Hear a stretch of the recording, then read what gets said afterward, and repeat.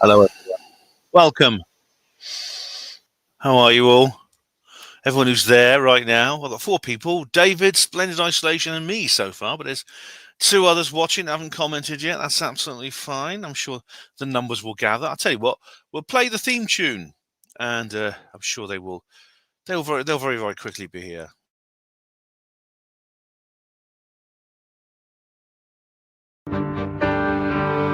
Conspiracies, government cover-ups, earth mysteries, monster cryptids, cyber saucers, and black triangles up and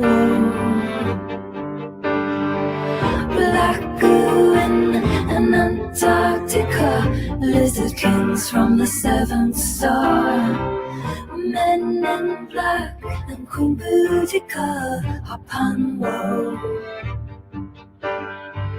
Black goo in Antarctica, Keplers from the 7th star. Men in black and Queen Boudica, up and Welcome to the Harp and Woe Show.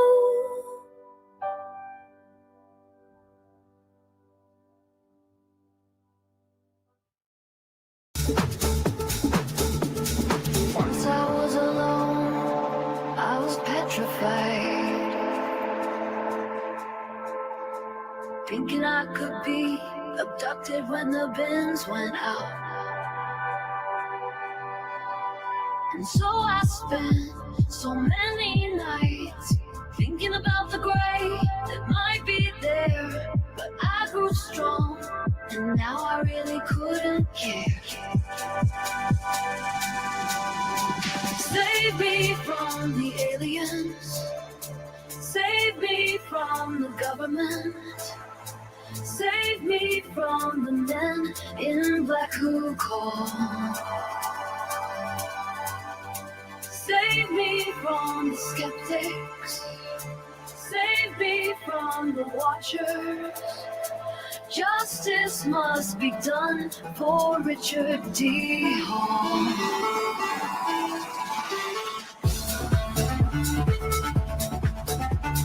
No more psyop whitewashes.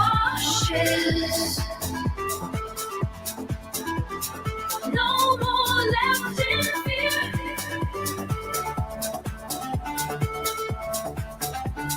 How long till disclosure comes? Is it really getting near?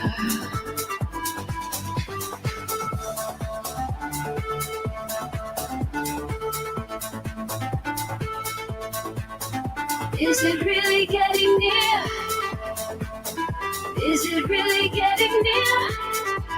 Or are we always gonna wonder?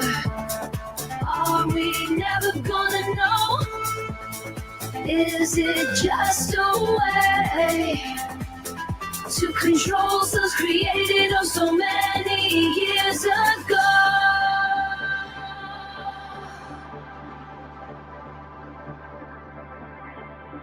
Save me from the sheeple, save me from the liars.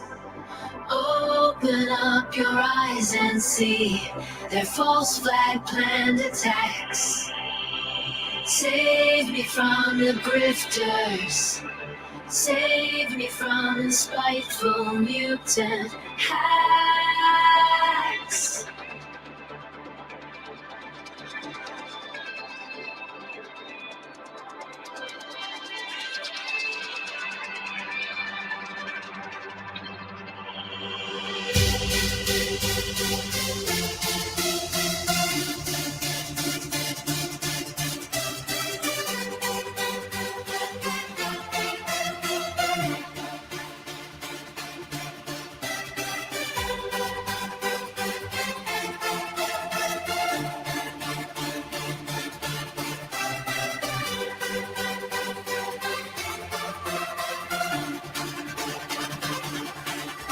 Our fear is their power, our obedience the same.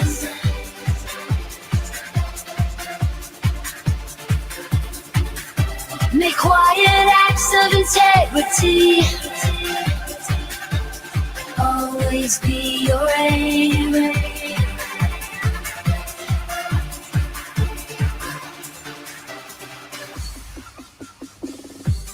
Make quiet acts of integrity always be your aim. Speak truth to power, always be the keeper of the flame.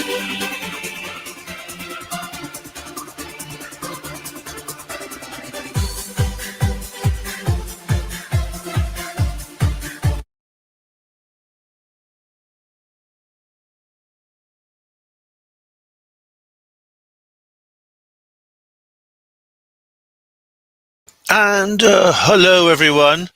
Welcome, everyone. Who's there? Good to see you all here. We have here Rhiannon. Hello, evening. Have you seen the film Children of Man? No, I know it's a book by P.D. James. Apparently, it's quite depressing. I thought I might watch the film at some point. Hello, Arch Channel. Yes, it is live. Yes. How are you? Wind in the Willows. I've seen that. That's great. That is. Yeah. And we have and looks interesting, doesn't it? Yeah. The film. I've seen the trailer of the film. Looks interesting. Just waiting for Ben to change it to something more comfortable. I'm about as comfortable as I get right now, I think. Yeah, but it's a book by P.D. James, is best known as a detective story, author of detective stories. But she wrote this book called Children of Man, which is kind of dystopian, apocalyptic film. Yeah.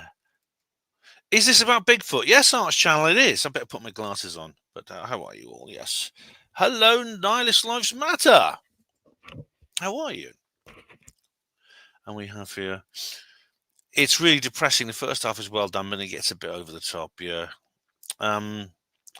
Yeah, it is. It's a bit like one of my live streams, basically. Yeah, it really, really is. Anyway, I've got 12 people watching, which is good. It's not bad. I mean, it's probably more than that. I'm still being shadow banned, right? I'll tell you what. As I said, there's something weird going on with my channel. You know, the review video I did a few days ago. That it went up. There's about 50 views. It started off with about 50 views within 2 days. Then it's now at 97 views. Then I suddenly realised that I'd made a mistake. I hadn't actually shared it on social media. So I haven't done my usual circuit of putting it on all my social media pages. And I thought, well, that's why it's only got. By that time, it had about 90 views. So I thought, right, I'll share it. I shared it on Facebook, Twitter. Sometime yesterday, I put it up on Facebook, Twitter, and etc., MeWe, etc. And you know how many extra views I've got because of that? 7. It's now stuck at 97 views and it won't go any higher. Now, should I be a bit suspicious about that? I think I should. But anyway, let's go through the notice comments. I've already deleted the notice, but Red Ibex says first, well done. Another blonde second. And then 6EQUJ5, which is, of course, wow, the wow signal said, fine, I'll be third then, shall I? Right, gold, silver, bronze medals to all of you. Yeah, it is. Okay, guys, so I thought I'd just see how you all are. 13 now watching. Oh, it's gone back to 12. Unlucky for some. Yes, but not for us. No. But anyway, guys, just to begin with, I know David hasn't read the book, but as we only got Rhiannon and David in chat right now, so Nihilist Lives Matter, of course. I mustn't forget Nihilist Lives Matter. And Arch Channel, yes, Arch Channel 2. Welcome, all of you. But how many of you put a Y in chat if you've actually read the book? It's a bit of an obscure book. I suspect nobody has, but I just wondered if you have.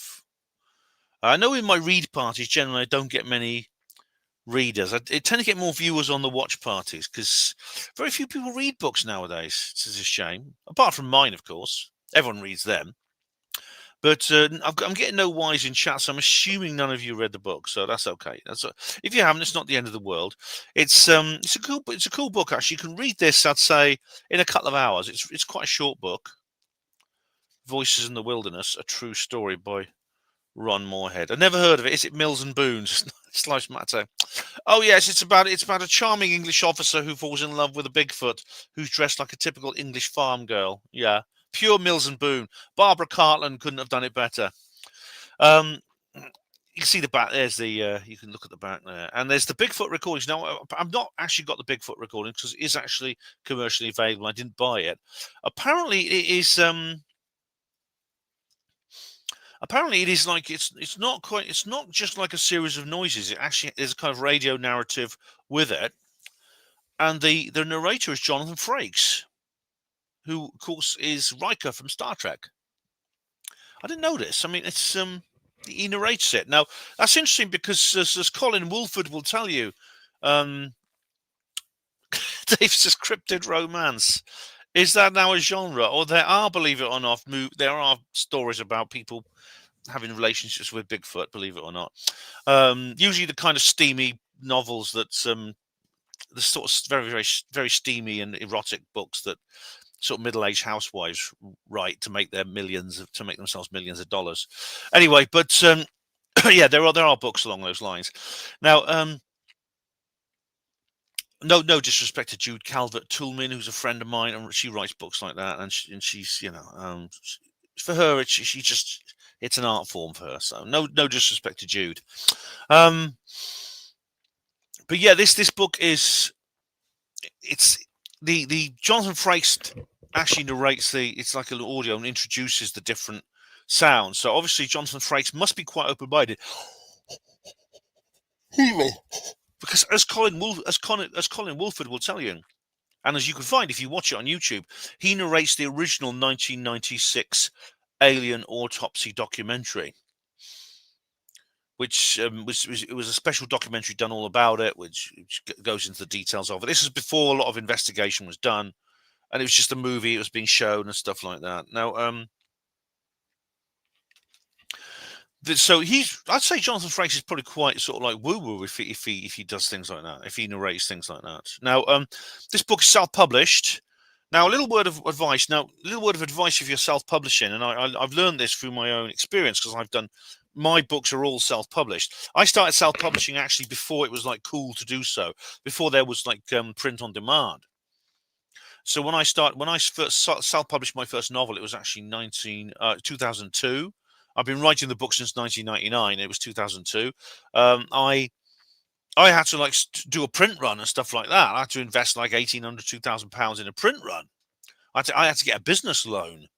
So it's much easier. My last few books I've self-published are far easier. These days, I don't know why people say, I've got a book I've written, I just can't find a publisher. Why don't you self-publish? It costs next to nothing nowadays. You could use Amazon, what's it called? Amazon Tubi or whatever it's called, or the one I use, Ingram Spark. They're very good. I mean, there's these self-publishing agencies are everywhere now, and it costs next to nothing actually just to produce the book, because there's no major initial investment, because the origination costs are almost nothing. The origination cost for my first book, that is the design of the book for the printing, that in itself was half the price of the run.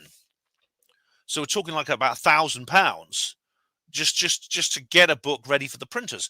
That now costs about £20. Hello, InsurTech. How are you? Oh, we are. Oh, how are you? Oh, David Splendid Isolation. Vicky's cousin's just died, age 49. He was heavily into Sasquatch or the British Bigfoot. They mentioned all this at his funeral. I'm very sorry, David. Condolences. He probably heard of Deborah Hatswell then. Yeah. You should see the one or two I've woke up next to. Yes. Don't go wandering in the woods if you're drunk, because you might find a lady who looks very different when you sober up. Yes. She hasn't just forgotten to wax her legs, guys. That hair is that thick hair is real. Yeah. Okay. So now it's not self-publishing like this book has been self-published. This was self-published 2013, a few years before I did the Roswell trilogy. When I self-published Roswell Rising in 2016,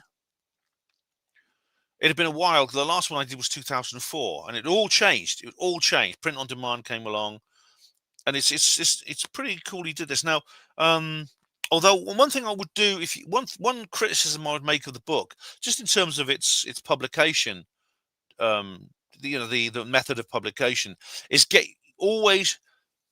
There's no imprint on here, so it just says Voices in the Wilderness, Ron Morehead. So it's got the author's name and it's got the title and stuff, but no. Hello, David Schultz. How are you? In your neck of the woods, where in the UK in your neck of the woods, where in the UK Bigfoot sightings? What, you over here right now? You over here on holiday or something, David? Or do you just mean?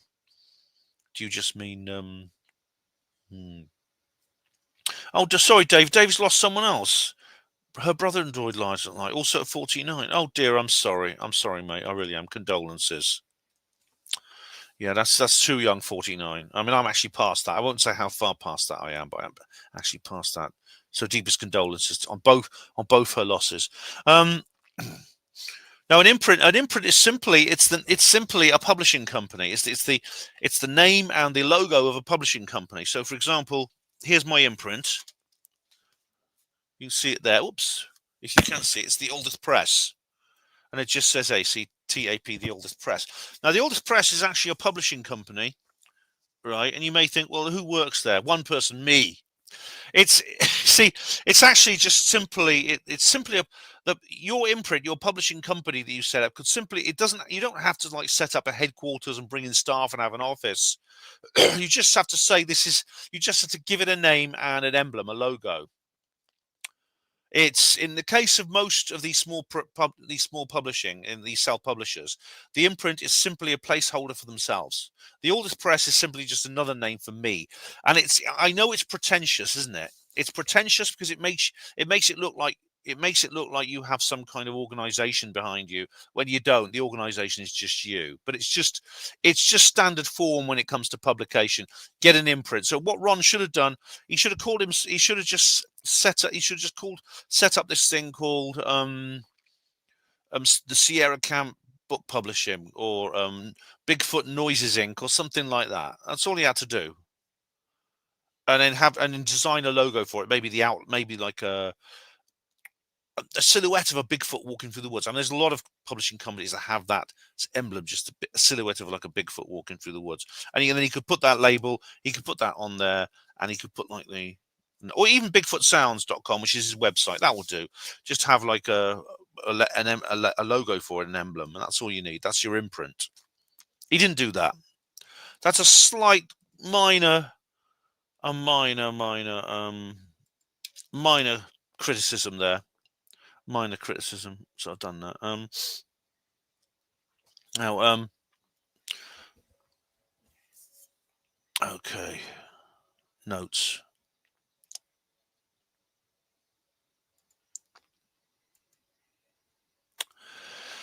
So yeah, I mean, now the interesting thing, because you've got Bigfoot sightings in the UK, I mean, we'll go into that. I mean, clearly, there's something more than just cryptids going on. I mean, I happen to believe that the Bigfoot is a cryptid. I mean, the thing is, if something is leaving footprints and leaving behind hair, then it's clearly a physical being. So it's an animal of some kind. But it seems to be accompanied by another phenomenon, another kind of phenomenon.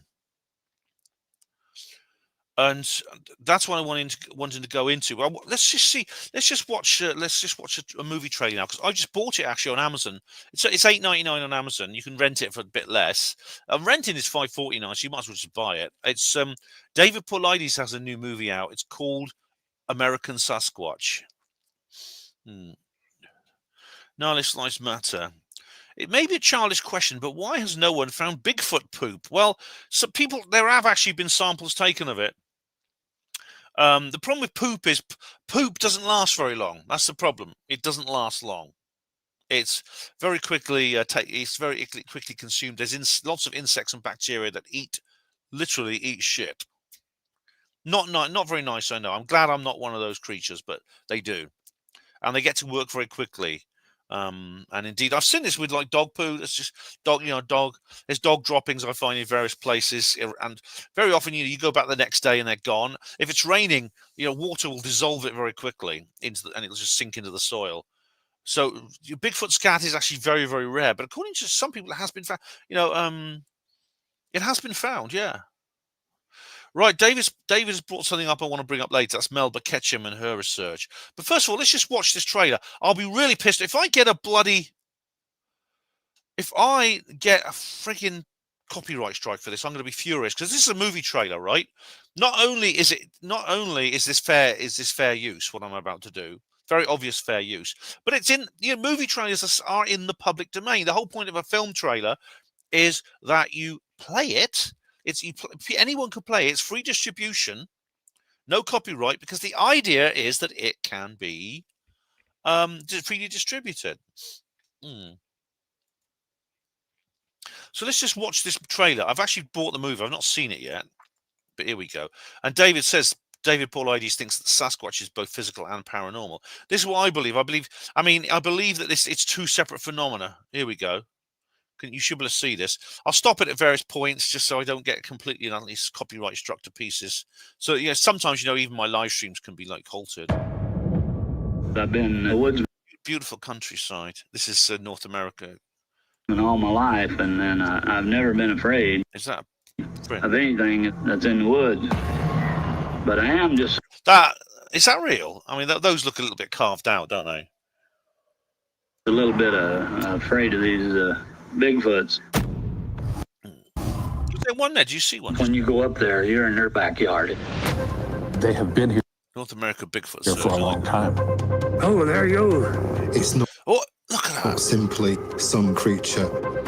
There's two different. That's Patty. Now, I should point out that there are as many Bigfoot movies. You should be able to see this. Yeah, you should. There are as many Bigfoot videos as there are UFO videos, and I'm afraid most of them are fake. Now, some of them, obviously, with AI now, it's very easy you can do fakes in your bedroom.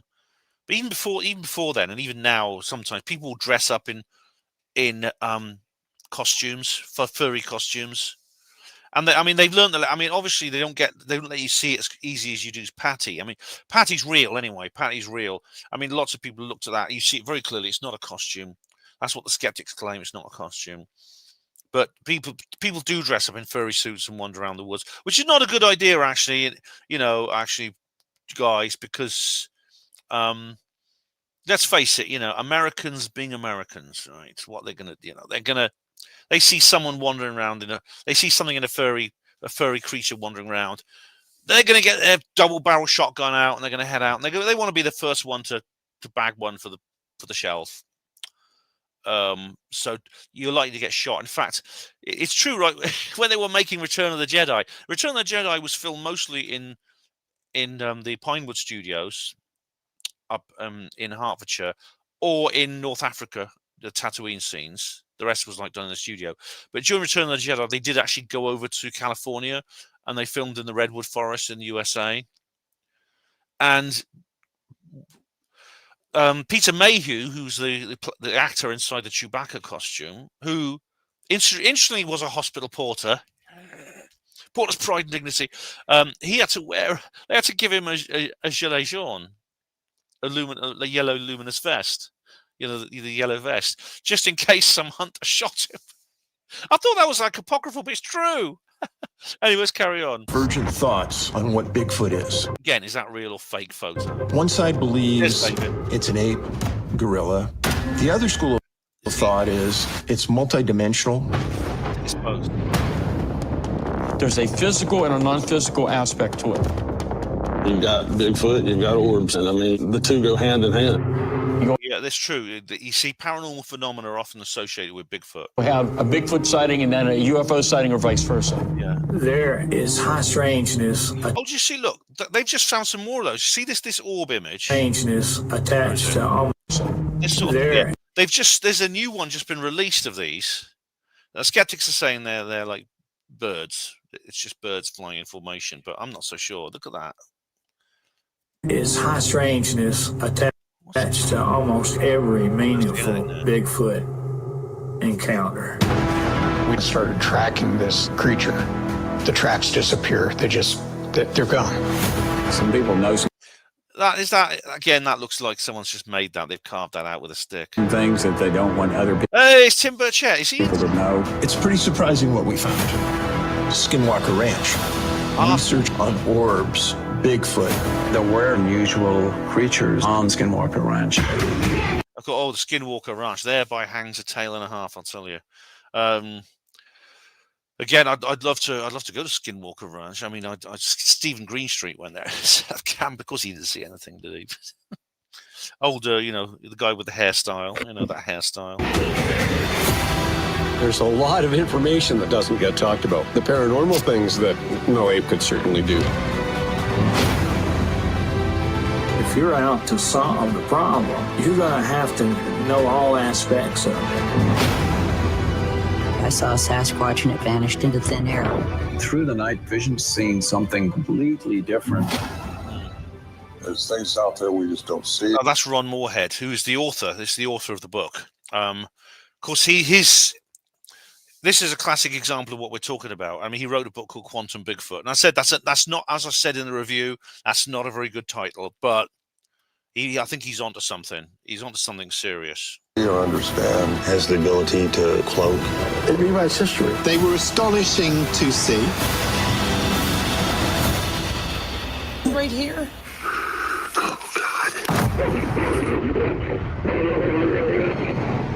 Looks good, doesn't it? That looks really good, man. That looks really, really good. So that's when I finish this live stream. That's my viewing. That's my viewing for this evening sorted out, isn't it? Yay! Oh, what else do we have it? Oh, we got more people. Oh, Wow Signal's turned up. Hello, Wow. How you doing? How are you going? Oh, right. Now, this David AI has recently confirmed that the Patterson Gimlin film is most likely genuine. Yeah, David, I've got to thank you for all your AI research you've been doing. Yeah. Thank you very much. Much appreciated.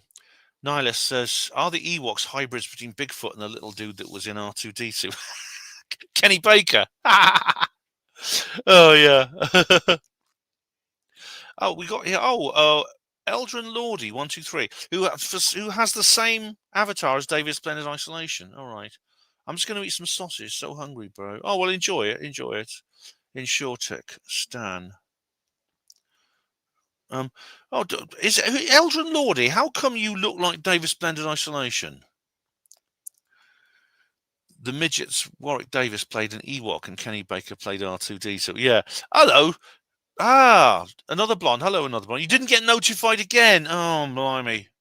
Most people don't. Thanks, YouTube. Yeah, don't bother clicking the bloody bell icon. Honestly, I wouldn't bother. It's not your worst going. The black goo. Maybe it's made of black goo, yeah. What's going on? Well, David, is this your alter ego or something? Hello, Hachi. I'm praying at skinless sausage, a non-hairy one. I don't think hairy sausages would be very nice, would they? Simon Hine is into this. Simeon Hine. Oh, where have I heard that name before? I don't know. But anyway, guys, yeah, so now David brings up Melba Ketchum. Now, what Melba Ketchum found out is actually quite interesting. I mean, I'm not sure whether she has a very, very interesting theory about how Bigfoot came about. Rather than being Melba said that I think she died, actually. Did she die? Texas. Oh, no, she's still alive. She's a veterinarian and forensic scientist. Best known for her controversial 5-year study, the Sasquatch Genome Project. Thank you, Google AI. Now, what she claims is that in 2012, Ketchum announced that her team had identified Bigfoot as a hybrid species, resulting from the interbreeding of human females and an unknown hominin male approximately 15,000 years ago. Right. Now, that's interesting. Her paper was repeatedly rejected by major scientific journals, no surprise, so she self-published the findings in De Novo Scientific Journal. a publication she herself founded. So she did the same as Ron Morehead. She basically did the same thing. She just said, "Oh, I'll."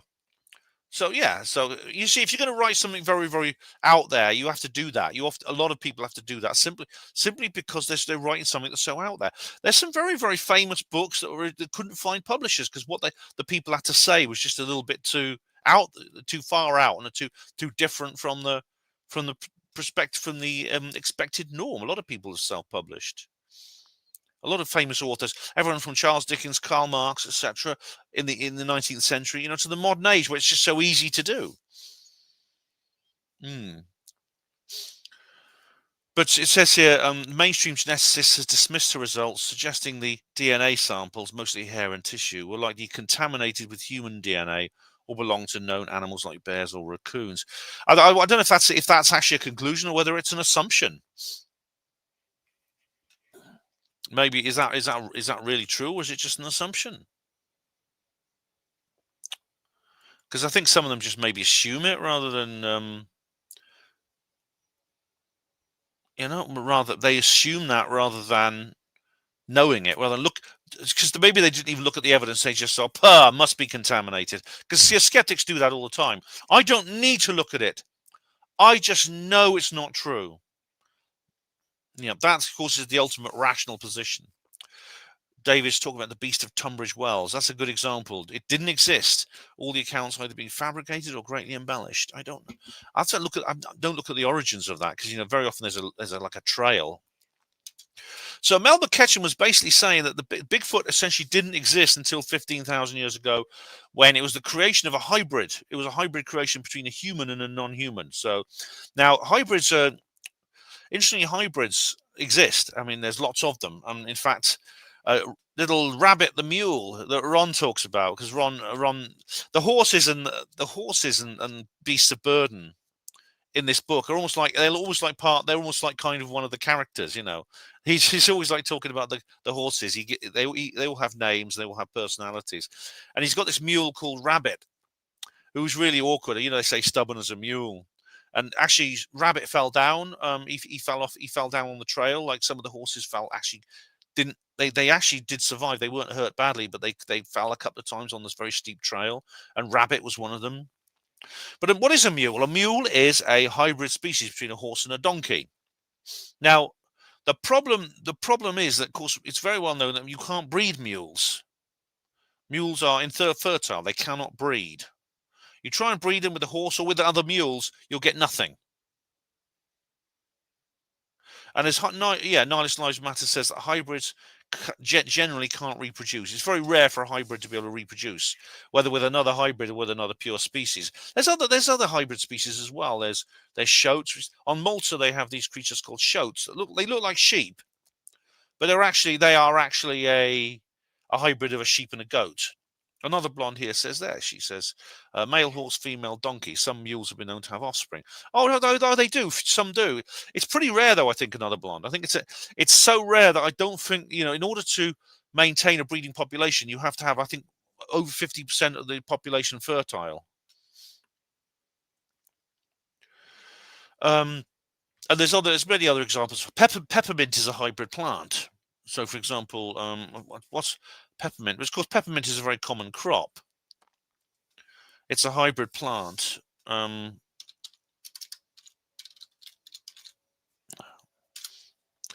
Peppermint is a pungent, menthol-rich hybrid herb. Yeah, it's a hybrid herb. And it's got many applications, both medicinal and for just simply because it tastes nice, digestive aid, pain relief.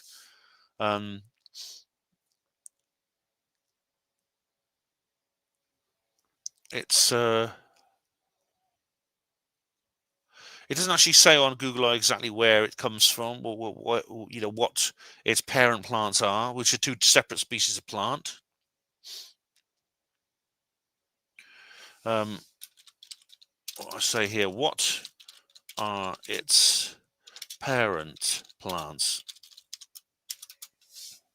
Let's see if Google AI can tell me. Watermint and spearmint. It's a natural hybrid resulting in a cross between two other mint species. Usually, there's different ingredients usually, but it's usually watermint and spearmint. Sometimes horse mint and apple mint, but peppermint is a hybrid. There's many others. So what they're saying is that this Melba Ketchum is saying that that Bigfoot didn't exist until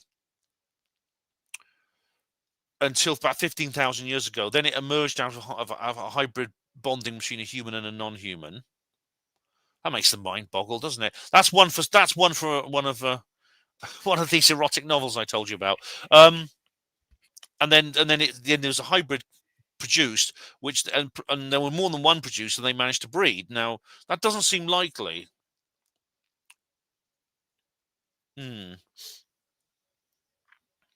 Definitely, it doesn't seem likely. I mean, also there have been attempts. Believe it or not, there have been attempts to create human hybrids. I mean, this is the subject of lots of science fiction, horror films like that, Chimera, which I actually wrote an article about, and there's several other like horror movies. There's the Island of Dr. Moreau. That's a classic one by H.G. Wells, who was a one world enthusiast. He was a globalist. It seems unlikely. I mean, that's all I know about it right now. But David mentioned that. David mentioned that, and I said I'd mention Melba Ketchum. Now, what's interesting? There have been cover-ups. Now, Darcy Weir actually talked about this in his own Bigfoot movie, and yeah, we're just coming on to that because Nihilist Lives Matter says Stalin wanted a human-chimp army. He did. He tried to create human-chimp hybrids, which he would use actually as a kind of slave race, which you could use you could train them to do basic military actions, and then you could send them into war zones and things like that where you wouldn't send humans. Arthur C. Clarke had these actually appear in some of Arthur C. Clarke's novels. They're called simps, short for super chimps. Doesn't mean the same thing as a simp now. It didn't work though. The experiments failed. So there doesn't seem to be any extant species actually that humans can hybridize with. So no, if any human, there's rumors of a human chimp hybrid created at the Xerxes Primate Institute. There was actually a documentary about that I saw. I even wrote an article about it. But it seems not to have been true. Let's just find that article. This is a very interesting article I wrote. And there was that upright chimp, Oscar, that someone thought might be, they call it a humanzi, which is like a half human, half, here we are, a half human, half ape. There it is. That's Oscar the chimp. It turned out actually he was a chimp, even though he walked upright. He actually had a problem with his hips, which is why he walked upright. But this is an interesting. That's a clip from Chimera. That's the TV series Chimera, my review of it, and that's Chimera the book, which is not as good actually. This is not as good. Oh, so Oliver, his name is is Oliver. There was a guy called Danny Ramos Gomez. He was a Mexican circus performer. He actually but he actually was human, but he had something called hypertrichosis, which means the kind of the follicles on your head that grow hair are all over his body. So he was covered in hair.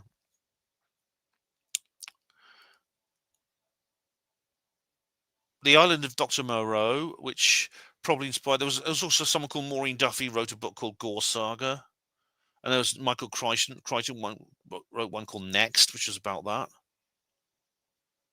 It's a horrible idea, isn't it? It's scary that they would do that. It's pretty horrible. It's a disgusting idea. Next, Michael. I've never read this. I've never read this book. Next, a novel by Michael Crichton. Oh, it's a satirical science fiction novel. And its 15th novel includes a transgenic animals. Goodness me.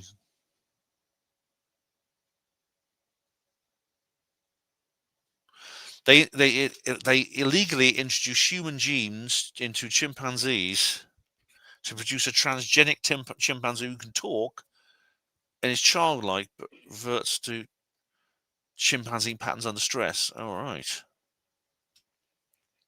That is kind of like the island of Dr. Moreau.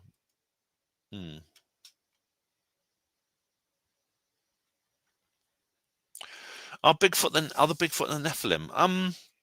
That's a good question, actually. Yeah. Movie Lawnmower Man has that plot. Oh, that's they got this rather unintelligent young chap who basically mows lawns, and they turn him into they enhance his intelligence. That's interesting. That's the first movie that had CGI as well. Oh, another blonde says here. Michael Crichton also wrote under the name John Lang in books now on Audible. Oh, right. So he had like a pen name, an extra pen name. Right. ChatGPT states it's absolutely impossible to cross a dog with a human, even with maximum genetic interference. Yeah, that hybrids can only be created by species that are very closely related. And it does appear there's nothing in the extant world with which humans can actually interbreed. Unless there are some we don't know about, or as InsureTech said, they've developed some other method on Plum Island. But it's not Plum Island anymore. It's moved, hasn't it? Do you remember my zombie talk? Plum Island is now closed down, and they've moved the entire outfit. That is the Agricultural Diseases Center. They've moved it to somewhere where it's in Kansas. Now, Plum Island is off the coast of New York, where it's easy that you can't. If something leaks out of there, it's easier to contain. Even though they didn't fail with which of course, if you read Lab 241, that book, I can't remember the name of the author, but he claims that what's it called, disease? Lyme disease actually came from Plum Island. If true, there was no Anubis. Well, Anubis is like an Egyptian god. That's different. But anyway, there have been covers up. There have been, believe it or not, situations where, like, a Bigfoot's been shot by hunters. And what happens? I mean, funnily enough, there's this weird situation where let me just find the article I wrote about it, because it's easier. I should have prepared my notes, but I'll just read the article I wrote about this.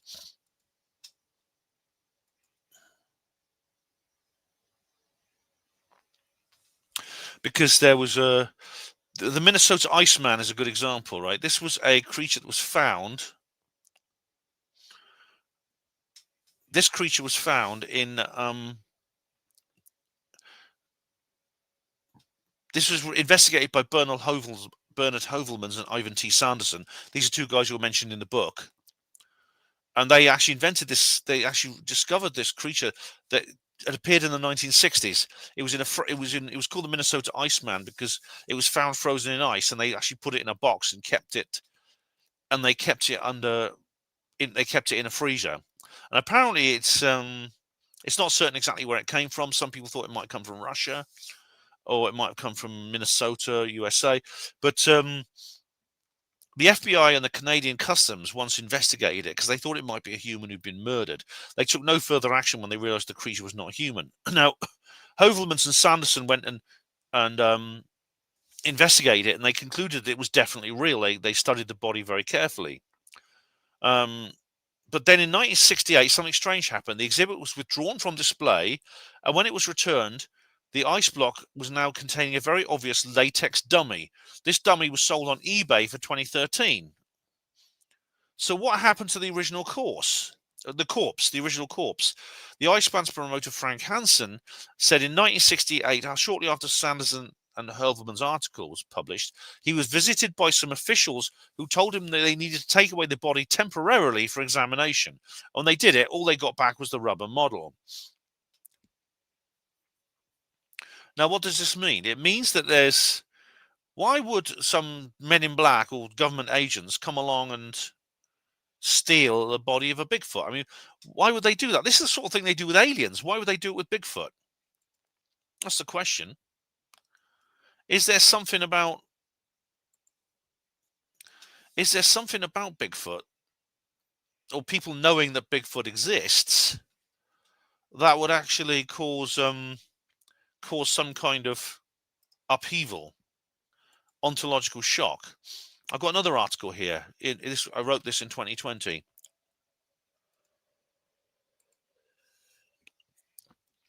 Bigfoot body taken.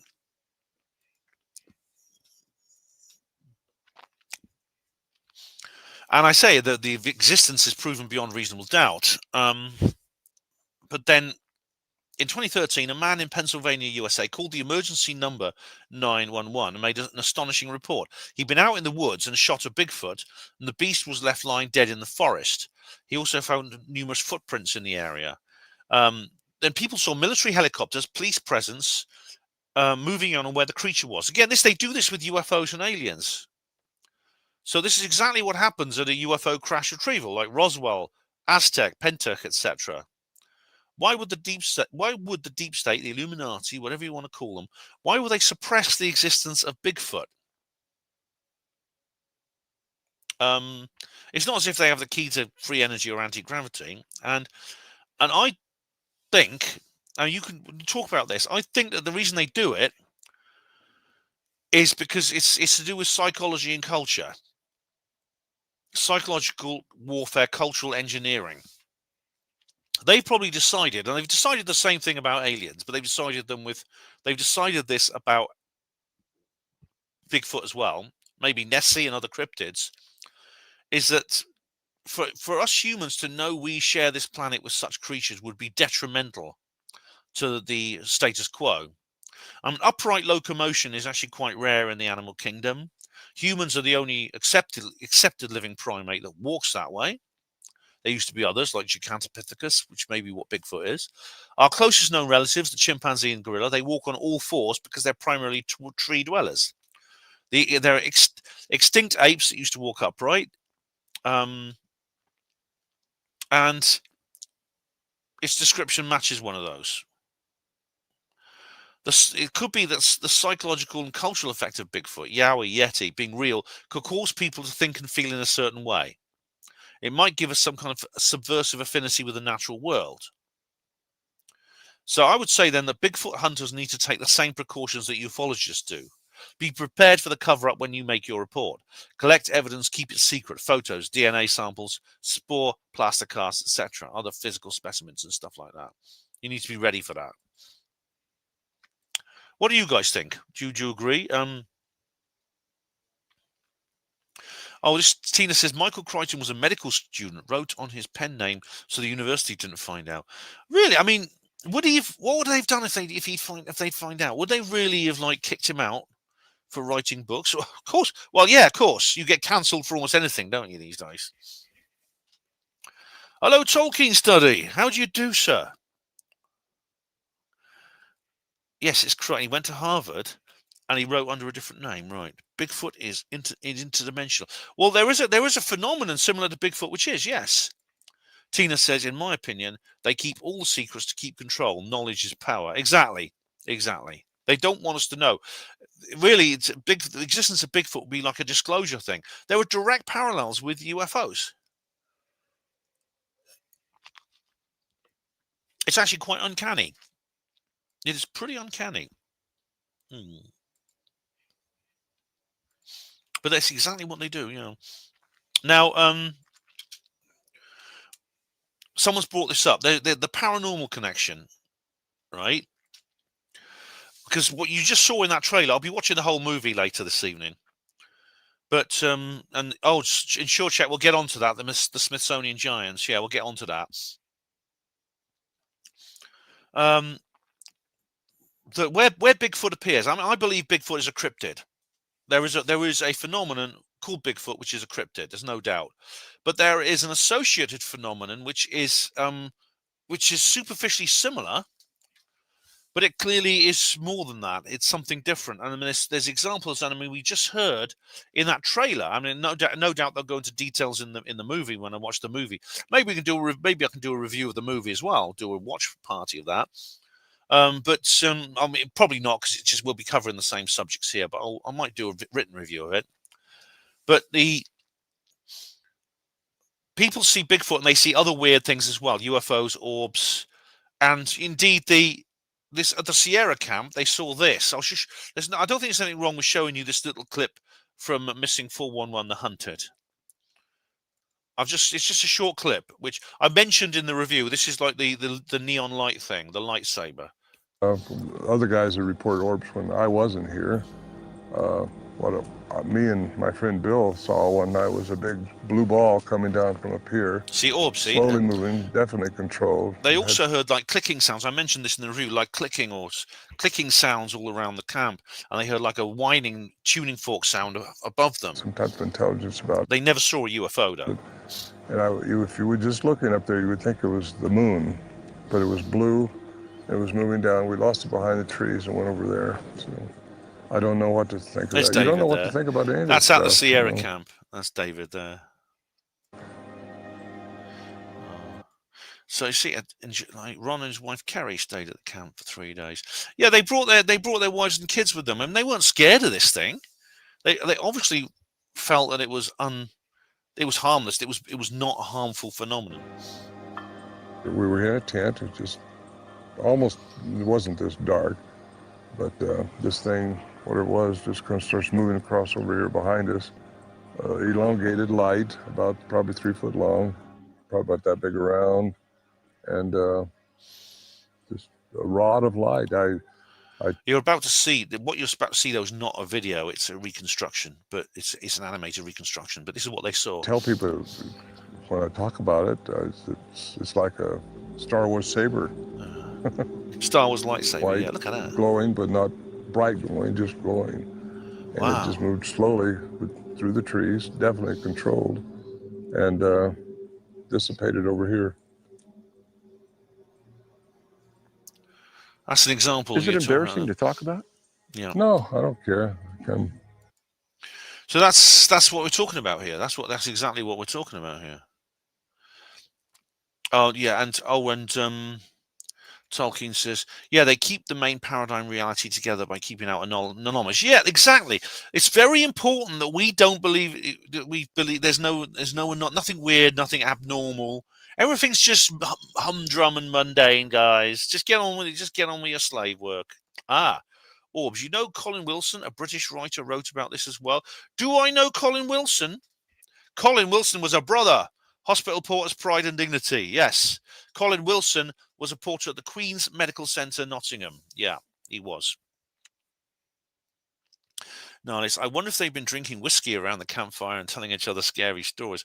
Not with whiskey, no. The Sierra camp was like a bit of an exclusive club, as I explain in the review.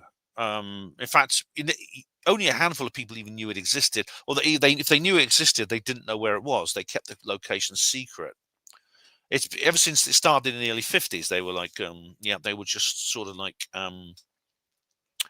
they just like, we'll go up there and okay, bring a friend with you, but tell him not to tell anyone where it is. And they'd only take you there if they really trusted you.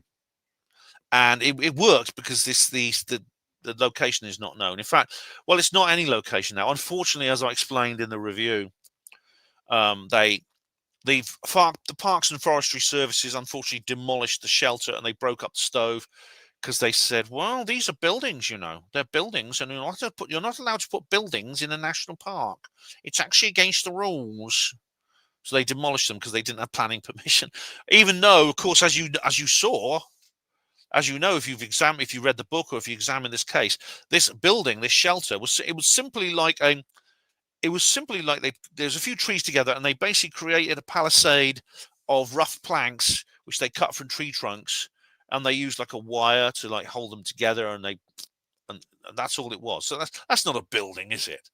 And they used a couple of branches as a roof. That's not a building. Same with the stove. The stove was simply a pile of stones and a place where they could put the fire, and there's like a grate where they could put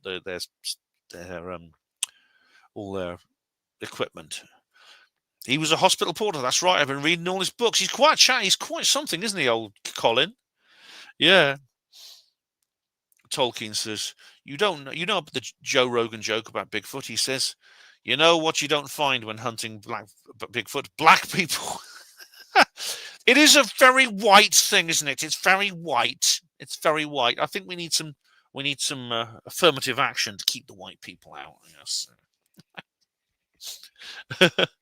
All right, guy. Oh yeah. You know what I think about all that. But anyway, that's interesting, isn't it? That's a very interesting thing there.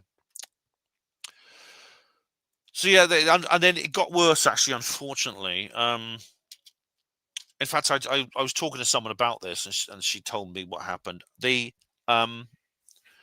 Once the palisade had been destroyed, the shelter, the hutchie, and the stove had been completely demolished.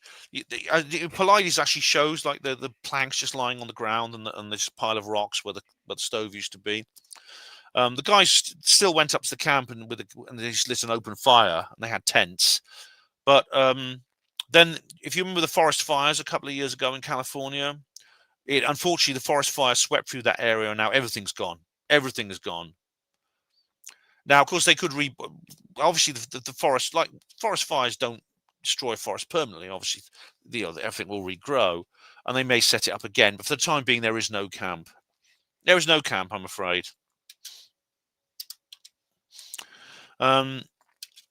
So here's another example, right? I've got another example. I'm just going through my notes here. Another example. The Presque Isle encounter. Oh, we got some more people here. We got more people. Oh, nice. We got 25 Summers. Hello, welcome. I had an experience cycling at 2 a.m. in the countryside on a track here in the UK at night. I watched your Bigfoot videos by chance recently, and everything the lady you interviewed said matched. Yeah, Deborah Hatswell. That's interesting. So you saw. Could you give some more details about what you saw? Hello, Steve Wills. Nice to see you again. I've met Steve Wills. How do you do? They like bananas and rice. That's the bait you need then, isn't it? Oh, I never saw it. What exactly did you experience 25 Summers? Feel free to let us know some more details. I'd be curious to know. Well, but what's interesting is the Presque Isle UFO. I actually covered this for UFO Truth magazine.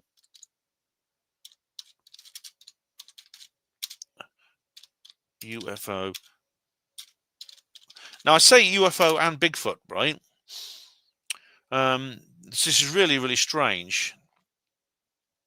Yep, this happened in 1966 in Presque Isle. Now Presque Isle is it's like I remembered. I don't need to look it up. I remember the details. It's like a peninsula in Lake Erie.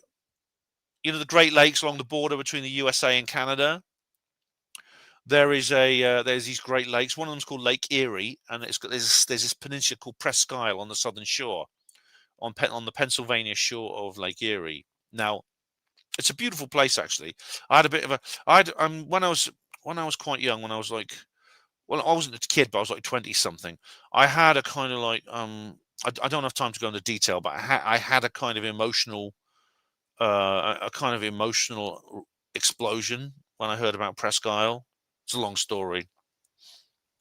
But much later on, I heard that in July of 1966, a bunch of local youths, they went up there in their car. They went up to the beach at Presque Isle, just for a nighttime picnic, as you do.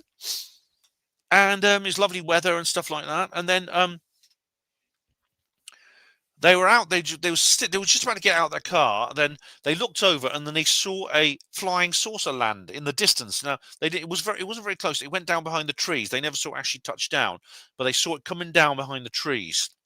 And then, literally moments later, a Bigfoot walked out of the forest and attacked the car. They attacked the car literally, and they were actually shitting themselves. You could imagine. They locked the doors, or they were like rolled up the windows, and they were screaming as this Bigfoot was like pushing the car, rocking it, scratching the paintwork, scratching the chassis with his claws. When they got back, eventually when it went away, they drove home in terror. They took it into the garage, and there was damage done to the chassis. There were scratches on the paintwork. That's physical evidence. What's interesting is there was the UFO landing and the Bigfoot at the same time. Now, that could be a coincidence. It could simply, but very rare instance like that happening together seems pushing it a bit. It's the kind of thing it's the kind of things that skeptics would say about things they don't want to be true. They'll say, well, that's just a coincidence. Our Tolkien study talks about Beowulf. Yeah, Beowulf himself is a type of cryptid. He's a bear man or bear wolf. Yeah, Beowulf is said to be the oldest English story ever written, and it's an interesting story. It has a monster called Grendel, which is like the alien. It's like the xenomorph alien. Its blood is like caustic. And so Tolkien in The Hobbit used Beorn as that shape-shifting heroic character. That's right, Beorn, which is a very old word, actually. It's an old English word for bear. And Professor Tolkien was actually a professor of Anglo-Saxon, pre-Norman English. There's that character who does turn into a bear they meet. The hobbits on their way to the Dragon's Mountain to get the treasure. Yeah. So that's it. That's one example of a Bigfoot and a UFO phenomenon together. Now, I bet you Paulides will probably mention it in the movie because that's a very famous one. 25 Summers. This was just a couple of months ago. I'd never seen you before or thought of Bigfoots, but I randomly came across you and the story, and it sounded like what I'd heard.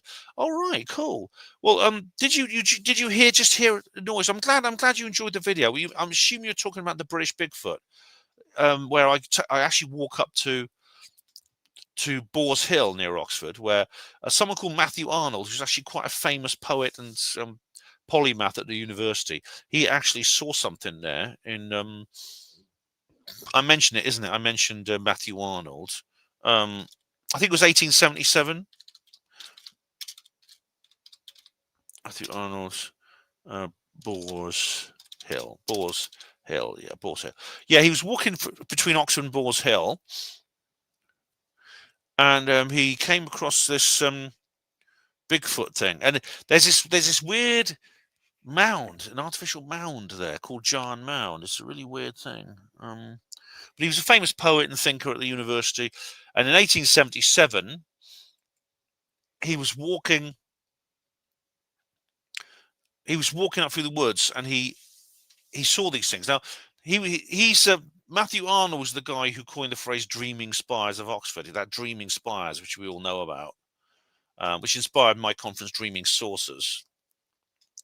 And he saw a Bigfoot in 1877 in those same woods that I went through.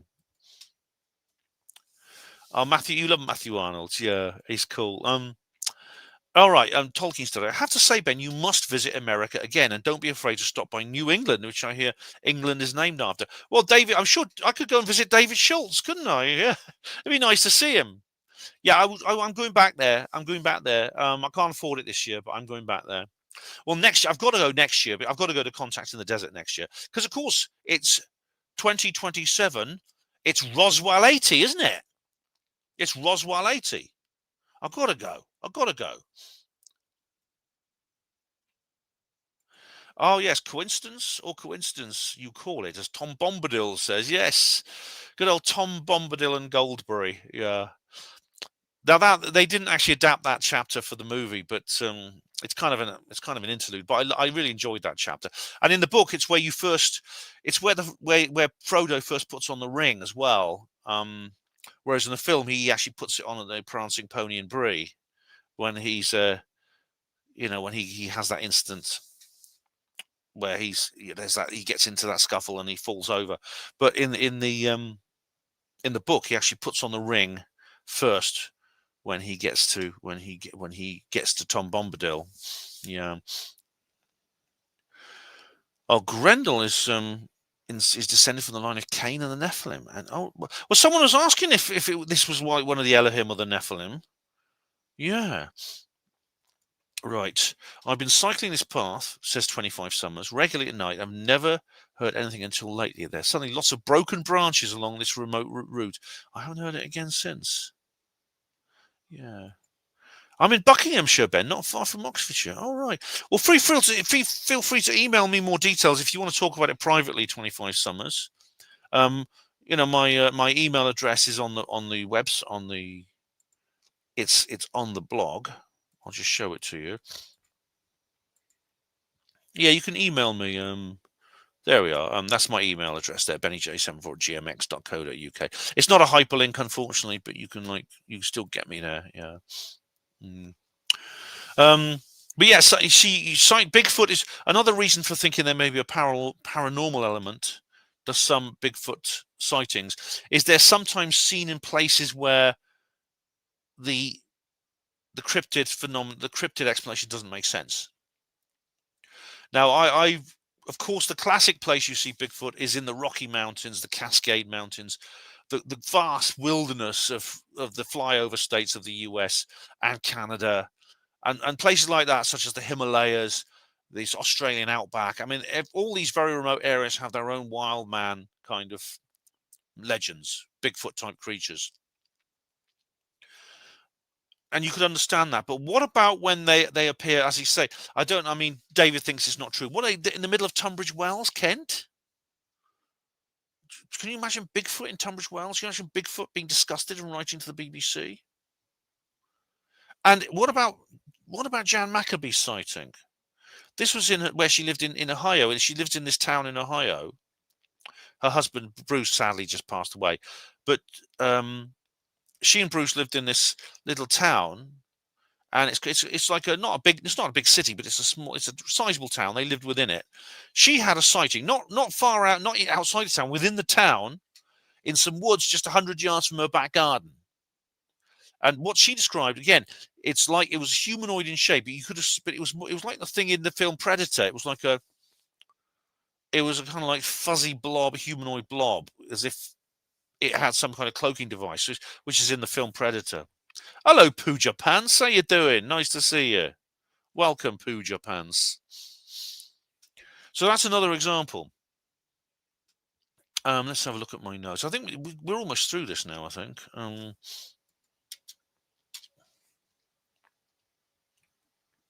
Now, Scott Nelson, I've done. Ron on tour.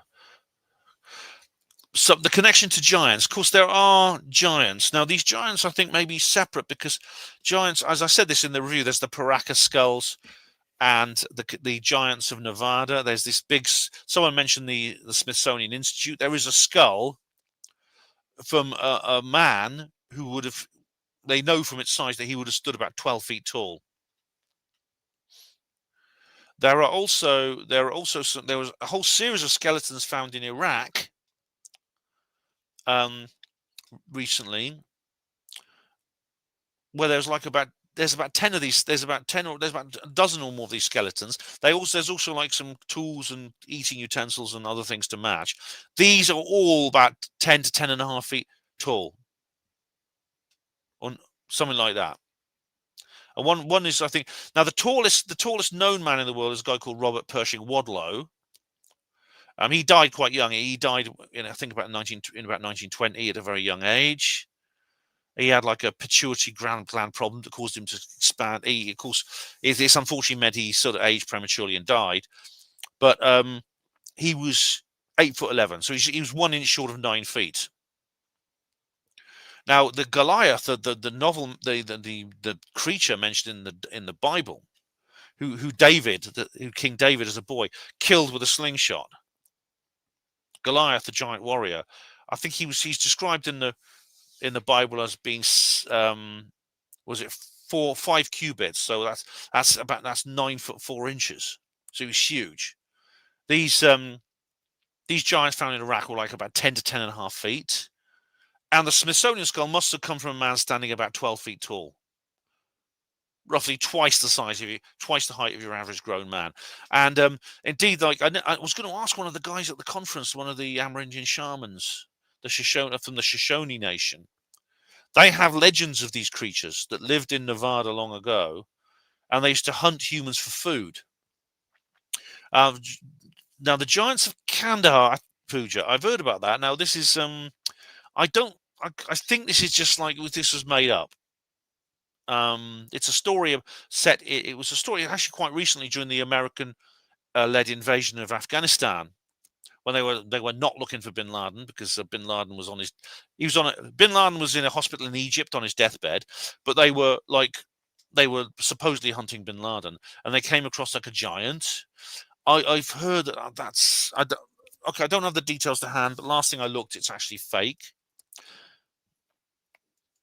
David mentions the Nephilim giants. Yeah, this is from Genesis chapter 12. Yeah, how's it go? And there were giants in the earth in those days, and that the sons of the gods, the Elohim, came down from heaven to earth, saw the daughters of men, saw that they were fair, took of them many wives, who gave them many heirs, who became the wise men of renown. Now that is Bible speak for basically a hybrid human race. That is kind of it's a hybrid human race. But it was alien human hybrids. Aliens came down, they interbred with humans to create an elite bloodline, the wise men of renown. Oh, we have here Professor Unwinmost, pridely dignified. You managed to say foursquare on your Bocus this tide load.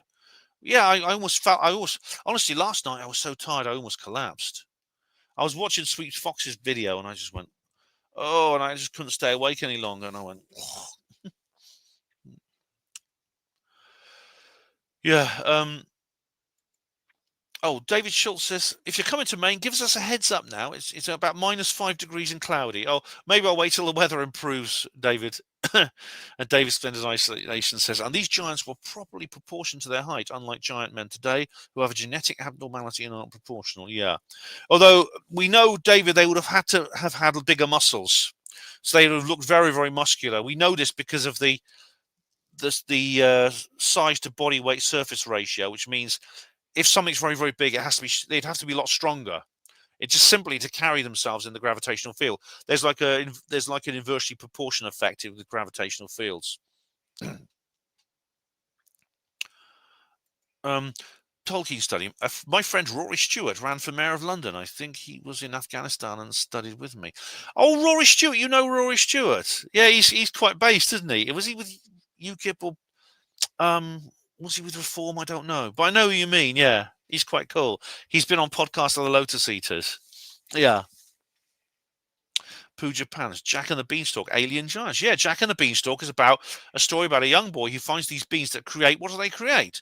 They create a beanstalk that is it's like Jacob's ladder, you know, a method of reaching a celestial realm, which of course in the legend of Jacob's ladder, that's heaven.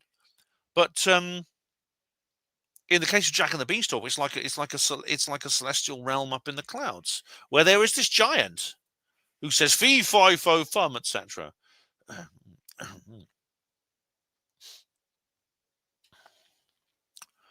And Tolkien says he said that a local spoke of an angel with peculiar powers. That's in Afghanistan. Yeah, Afghanistan is a strange place. It's very mountainous, it's very isolated, and there's like people who live very, very independently. And it's even people like Alexander the Great said this about Afghanistan. It was known as they called it Sabta Sindhaba, the Seven Rivers, and it was where it's actually a birthplace. It was where there was lots of like civilizations came out of. Professor Unwinmost says deep folly, and now how tally-most the gigantopeeplodes were. It's not how tally-most the gigantopeeplodes were. Oh no, all depending on how short and lumpy umpelage every other beetle was. Oh right, it's not how tall the giants were. It's how short and how like Oompa Loompas every other person is. Yeah, maybe we're just the midgets. I don't know. I just don't know. But yeah, the Khyber Pass, the famous Khyber Pass. It's where there were lots of... I wouldn't be surprised if there were giants there. I wouldn't be surprised. I mean, yeah. Do you know him as well? He was an MP out of Scotland. I just know his name, and I know he's been on podcast of the Lotus Eaters. That's all I know. David said, the king Og, the king of Bashan, his bedstead was recorded in the Bible as being 9 cubits long, which is 13.5 feet. Oh, right. Well, he's a very extravagant person who likes to put all his concubines in beds with him. He has like 20 wives or something. Or he is himself enormous, yeah. Nihilist Life said to know Rory Stewart is a libtard. He cried when Trump was elected. Who is Rory Stewart? God. Tolkien says, I know him when he worked for UK intelligence, but he walked step by step across the entire country of Afghanistan with his dog. Oh, cool. And he's one UK politician I can get behind, no question. Who the hell is he? Oh, man. Who is he? Oh, God, Rory. I've got to solve. I just know the name and I can picture him. The Tolkien study is friends with him. Rory Stewart, academic. Here we are. Yeah, and yeah, I've seen him before. Here he is. He's got quite a distinctive dial, hasn't he? British academic, broadcaster, writer, former diplomat and politician. Yeah. Yes. The Rest is Politics. That's it. The Rest is Politics with Alistair Campbell. Yeah, I heard of him. Yeah. Oh, it says he went to the Dragon School here in Oxford. He actually educated at Oxford. Went to Eton, like George Orwell. Right. Oh, I see. So that's your mate. That's your friend. Oh, cool. Tell him to watch. Tell him to come and watch. Oh, Phukat's here. Hey, Phuket. How you doing? Oh, we studied together. We're not friends. All right. Okay. No problem. No problem. He was in the Black Watch. All right. The Black Watch are like the guards at the Tower of London. Fee Fi Fo Fum is an alien language, as Pooja Pants. All right. That's right. I know who he is now, but he has been on Podcast of the Lotus Eaters. Professor Unwinmost says here. All right. Gigantic peeploaders chasing the human beings, then Bosch over the domage with a shovel. Oh, Bush. That's Richard D. Hall attack. That's Richard D. Hall describing Robert Hall's uncle, his Uncle Joe, who attacked an alien with a coal shovel in Gateshead in 1940. Yes, and that the alien was put into the church crypt, which I've been to. Yeah. Right. Yeah. He was a diplomat. That's right. He was governor of Iraq. Was he? Oh, was he? Was he governor of Iraq? Oh, wow. Oh, Tolkien said, anyway, sorry to get us off track. You should come on my podcast sometime, Ben. Do you have a podcast? I'd love to, Tolkien Study. What's your podcast? Feel free to post a link. I'd love to be your guest. I'd love to do a show with you. Yeah. I need some more dragon juice. I've run out. Oh, I think I'm through my notes now, guys. I've finished my notes. Okay, it's a bit more dragon juice. I've almost finished the orange. I'm going to move on to the lemon soon. There we go. A bit of water.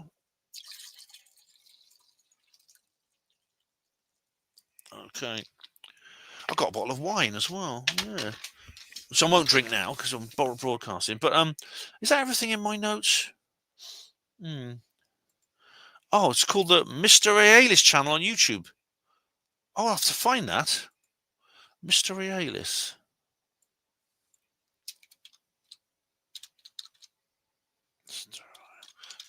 Podcast. I'll probably find it, yeah. No, I've got the Mysteria archives. I know that one. So I'll just read it again. Mysterialis. I misspelt it. There's an extra I.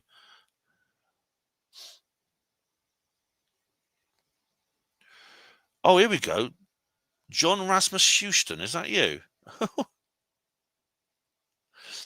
I'll have to just find it here because the Tolkien Studies podcast. Is this you? Oh, right. Oh, the Pyramidal podcast. Yeah, you did one a month ago. Oh, is this you, Tolkien Study? Oh God, you look like the. God, I was. God, you look like that. You look like the bloke in the film Eraserhead. Sorry, no offense. But your hair, man, it's the opposite of mine. You have the opposite hairstyle of mine. This is you, John W.F. Houston. Oh, right. Houston, we have a problem. I'd love to. I'd love to come on your show, mate. I would. Please do go and sulk. Please do go and sub to. Oh, it's your friend, is it? Oh, right. Razimus. All right. Oh, please do go and sub to that channel, guys. That's it. That's John. All right. Eraserhead. He doesn't look like the guy from Eraserhead. Ah, David here. Artemis 2 launches in a few weeks with 4 persons on board. They orbit the moon and return to Earth. Or will they? Well, we'll see about that. I'm not going to say it because, of course, Steve Mumbling and Over the Moon and the people, they've been sort of like gloating about this in the comments. Now, I promise I will cover that in detail. Now, it could launch as soon as Friday the 6th of next month, which is basically in a week's time, just under a week's time. It could launch as soon as that. But if it does, I won't be here. I want to cover it live. I'd love to live stream it and everything because I'd be really interested to do that. As I've said, I'm willing to be proved wrong. If the evidence leads to me being proved wrong, I'll admit I was wrong.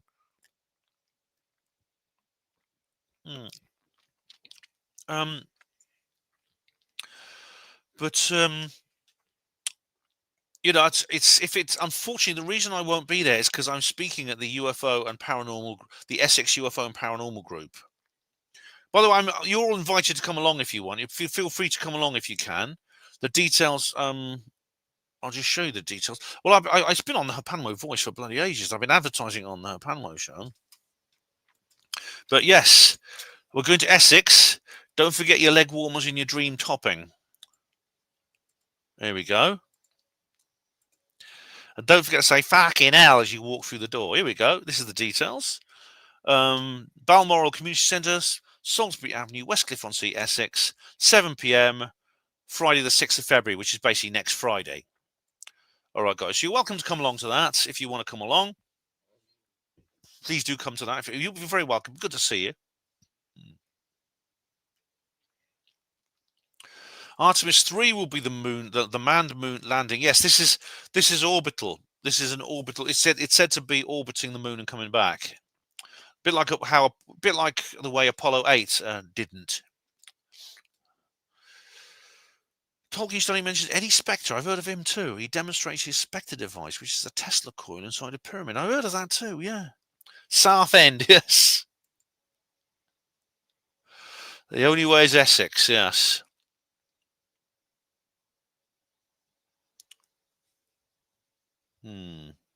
Is there an email to reach? Yes, there is an email. Yeah, it's I should write it. I think because it's on the blog, but I'll write it down for you.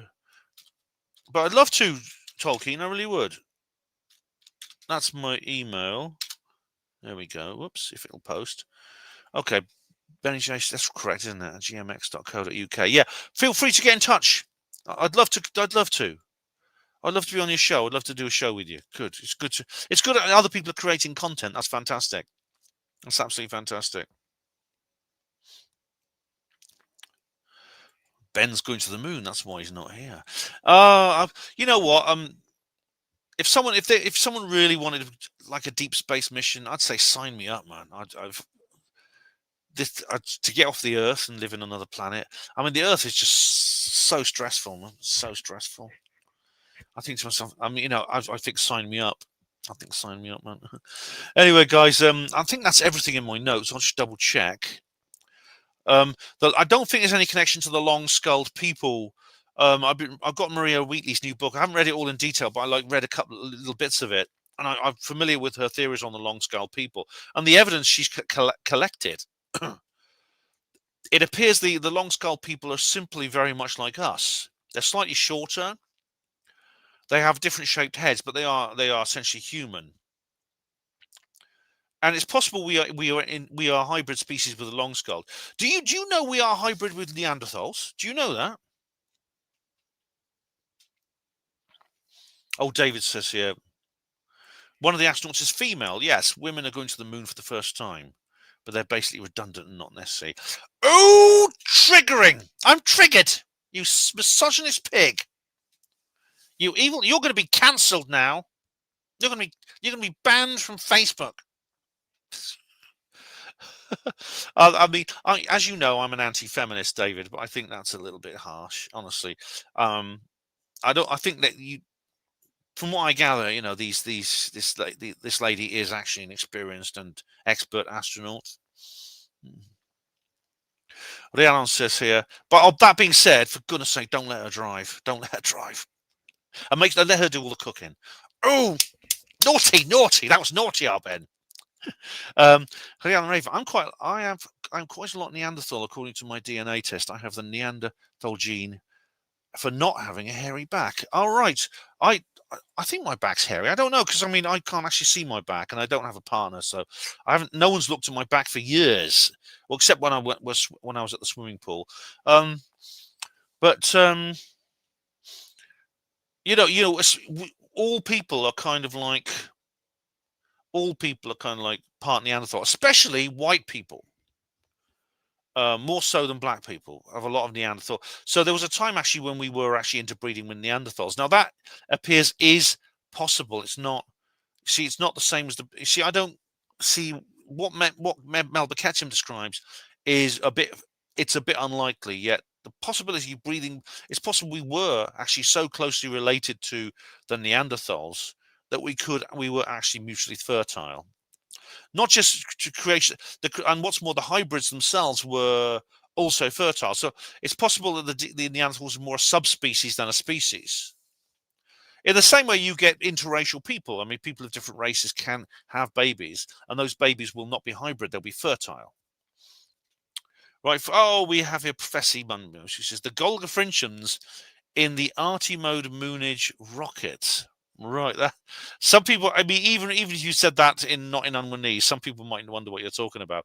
That is a reference to Hitchhiker's Guide to the Galaxy. Yes.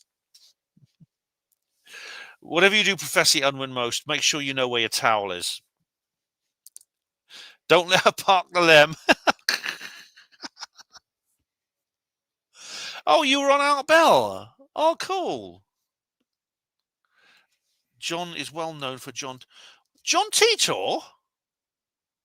He's John Titor. John Titor, the guy the time traveler. Really? Is that true? Wow. I'd be curious to talk to him. I actually wrote there's a video about him, and I wrote the script for it. There was originally on the Zohar channel. It's now gone, but you can find it elsewhere. Rhiannon says, not all people only white, as some Near Eastern people. Neanderthals only lived in Europe and as far as Persia. Oh, right. Oh, we found the identity of John Titor. I see, right. Neanderthals are probably ginger. Oh, dearie me. I bet they got bullied at school. Oh, I see he knew John Titor, right. Okay, I think that's everything, guys. Because the long skull people. Now, the Solomon Islands, are there... I've got to do that bloody... I've got to read that book at some point. But I've got about 100 books I need to read by Marius Boyajian, or whatever his name was. Solomon Giants. Boyajian, I think the name is. Marius Boyajian. What's the name of the author? The Solomon Island Mysteries, Giants and UFOs. The author's got a very unusual name. Marius Boyajian. I can't pronounce his name, but anyway, you can see the book here. Nexus magazine are always going on about this book, and I've never read it. But it mentions UFOs flying out of the Pacific, a tropical paradise, ancient ruins, puzzling writings of an unknown culture, rugged mountains, Sasquatch-like creatures. There you go. They come to village and kidnap the locals. Abductions and cannibalism. This spellbinding book. He's the son of a World War II French resistance leader. Grew up in Mount Hagen in the Papua New Guinea Highlands. All right. He now lives in the Solomon Islands. Right. There you are. So, see, there's a Sasquatch-like creature, and he talks about giants. Like, there's this race of giants that are at least 9 or 10 feet tall. Oh, Rhiannon says, I used to have a goldfish called Algernon, named after Algernon Blackwood. All right. I've heard that name too as well. So that's whether there's a connection to this. Now, the missing 411, is there a connection to the missing 411? Because David Paulides is best known for studying mysterious disappearances of people. Now, I've not seen any. I mean, obviously, this book I've just told you about, the Bigfoot actually kidnap people and they eat them. They're like they actually eat them as they prey on them. Now, the strange thing is though, in the three missing 411 movies, that's the original one, and then the Hunted, and then the UFO connection. There's no mention of Bigfoot being connected to the missing people. There is a kind of interlude in Hunted in which he interviews Ron Morehead, which is when I first found out about all this. But there's no suggestion that I can find that somehow. There's no suggestion I can find that somehow the Bigfoot are somehow responsible for these disappearances. So, for example, when the people disappear, they don't find Bigfoot footprints everywhere or Bigfoot hair. Now, the UFO connection is interesting because this is the first one in which Paulides actually suggests there might be a connection to the UFO phenomenon with some of the missing people. Because in the first two films they're interesting and they're frightening, and they're also frustrating because Paulides doesn't actually present any kind of hypothesis over what might be happening, although he significantly hints that there is a supernatural element to the disappearances.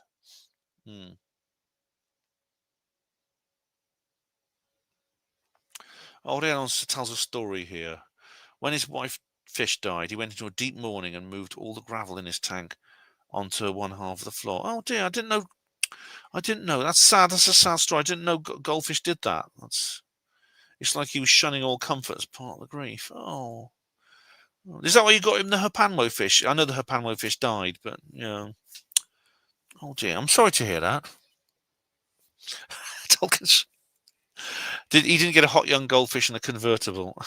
A convertible submarine. He could have got like a convertible, like a Porsche submarine.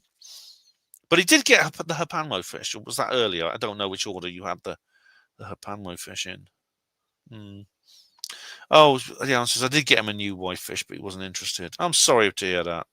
Poor old Algernon Blackwood.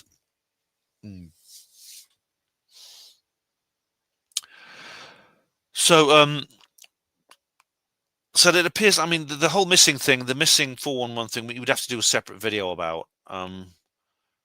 But it's pretty clear that people just simply vanish. They simply go pop and they're gone. It's as if someone just plucks them out of the air, or the ground opens up and just takes them. The dogs can't find a scent.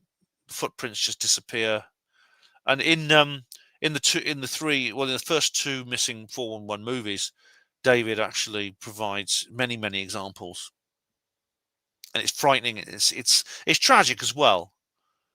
The people who just vanish. Some of them are little kids. Some of them are. It seems to be mostly very old people or very young children who disappear. And he gives many examples, and these go back decades. The earliest one was like in is one case from the 1950s. Arianon says here, his suffering is now over. I hope he's reunited with his wife Fish. Maybe he's gone to fish heaven. Yeah, I say that in seriousness. Don't be last in line. Article about missing 411 printed in the Huffington Post. Yeah. It tends to be someone who lingers at the back, and when no one's looking at them, they just vanish. Red Ibex. Do you know anyone who's vanished? I don't know. I know people who've died. I know people it's very awful, but I don't know anyone who's vanished like that. No. Don't be German. Now the German thing I think is a bit of a red herring in SureTech, even though I know David was a detective. Lots of Americans have German-sounding surnames.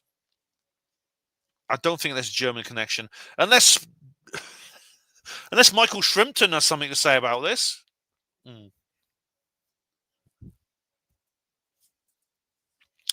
The point of separation, says Rhiannon. It's sometimes people who go off ahead. Yeah, ahead or behind. As Rimmer said in Red Dwarf, is it the guy in the lead or the guy at the back who gets it? Do you remember? And he's only him and Crichton, so they sort of like dance around each other.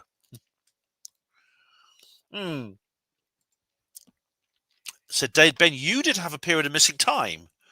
Yes, I did, and I was involved in a time slip. Yeah, the time slip was when I was at the bases at the Black Swan, which I talk about here. I've mentioned it in a couple of videos as well.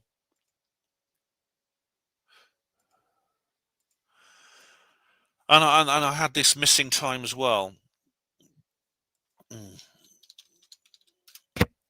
Where is it? Here we are. I've had missing time. This is, you can watch these videos where it goes into details, but it was very strange. I had missing time, and I experienced like a time slip as well, where I think I saw something from the past in the Black Swan pub. It was an immersive vision. I was actually there inside the vision. Pooja Pants. Ben, tell us a secret. Ooh. What can I tell you? A secret. Do you want an embarrassing one? A really embarrassing secret?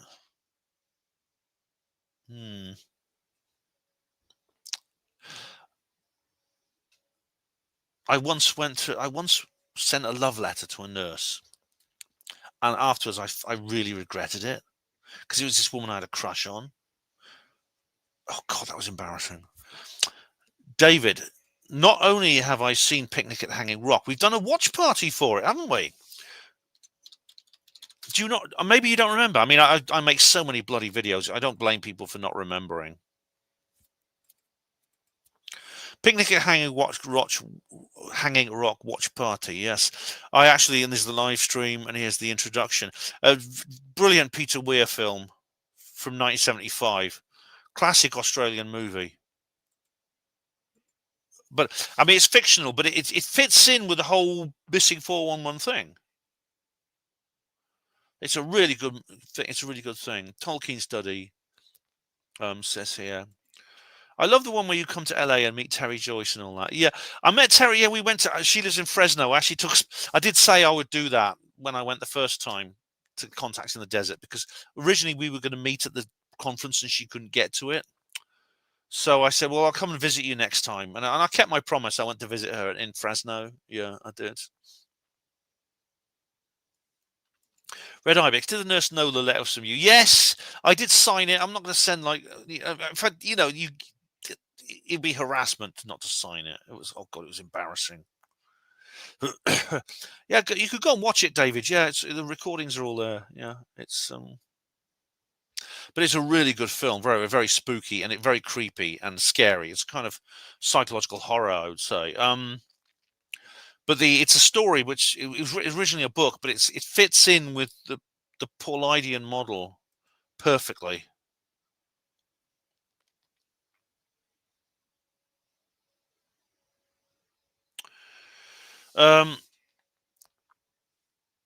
Red Ibex, were you disciplined? No, she didn't complain, and all she did was she said it wasn't on. She sort of rejected me, but we stayed on good terms after that. This was years ago. This was like when was this? This was 2001. I did this. If I did that now, I would probably go to jail.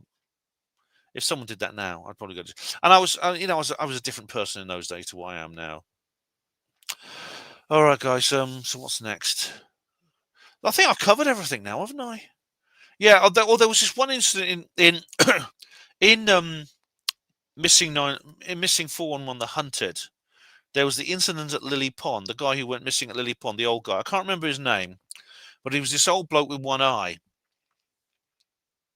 and he used to go out with his mates. They're all old guys. Red Ibex, do you still know the nurse? No, I don't. I haven't seen her for years. They went to a place called Lily Pond, and this is one of the earliest images in the. It's called Lily. That's a lovely name, actually. Lily Pond, Lake, Lily Pond, New York. No, is it New? Lily Pond disappearance. Yeah, Lily Pond. Let's have the D. Thomas Mezek. Yeah, he disappeared in 2015, and there's a picture. I'll show you a picture of him. Here he is. This is the poor guy who vanished. He was in his 80s. Oh, this is a poster here. You see, there's a poster for him. 82-year-old missing. He only had one eye. He'd had an accident a few years earlier and only had one eye. And this is another thing. this is another issue. They often have some kind of injury or disability. That's people who disappeared. Bobby Bizup, the young boy who disappeared, I think 1952. He was deaf. He had a hearing aid. Tom Messick, yeah, he just went up with his friends to hunt at this place called Lily Pond. They were hunting deer at this Lily Pond, and he just vanished. They couldn't find him. And he was an old guy, but he was savvy. He was fit. He was mentally normal. He was World War II veteran. Very popular in the community. No one would have tried to kill him. They all loved him. He was friends with everyone. No one hated him. And the police investigated, the FBI come and investigated, and they just like, it was odd the FBI turned up because they don't normally deal with missing persons cases, but they did. But yeah, but what's really weird is one of the other old guys who was hunting with him said he heard this cracking noise, this cracking noise. And again, we hear this sort of like clicking noise at the Sierra camp. Ron Morehead describes this kind of snapping, clicking noise. And he said it was very loud. It was heading down the hill towards the pond where Thomas was waiting, because they were like all the hunters all formed a line, and some of them and the other, they worked as a team. There were 4 of them in a line, and the other 4 went up to the top end of the hill to chase the deer down by making lots of noises and things like that, to chase the deer down to where the hunters were, so the hunters could shoot them. Arts Channel, is the English Bigfoot an illegal immigrant? Well, technically, yeah. If it comes out of some portal, yeah.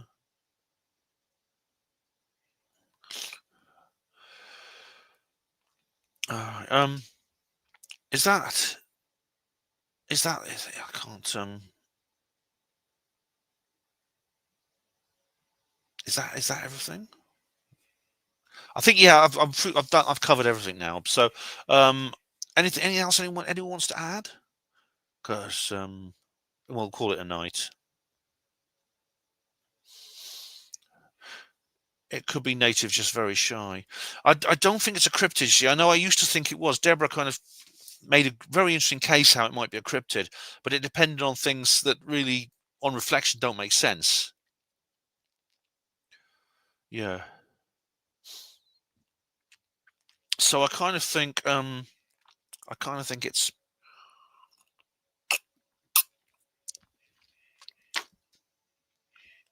I kind of get the feeling that there could be a connection to the missing cases and other things like that. If with the paranormal element, I don't really think that the cryptids are actually coming and carrying people off. Just maybe they do that in the Solomon Islands. Yes, maybe they do. In fact, there's something else. I have mentioned something else. But there's no evidence they do this in North America. Now, there's one exception, and that is Portlock. Expedition Bigfoot actually had an episode of Portlock. Portlock is a ghost town in Alaska. It was abandoned because of attacks by Bigfoot. Now, the Bigfoot itself it has a different name in the Aleutian language. It's called the Nantinak. Is the local name for the Bigfoot.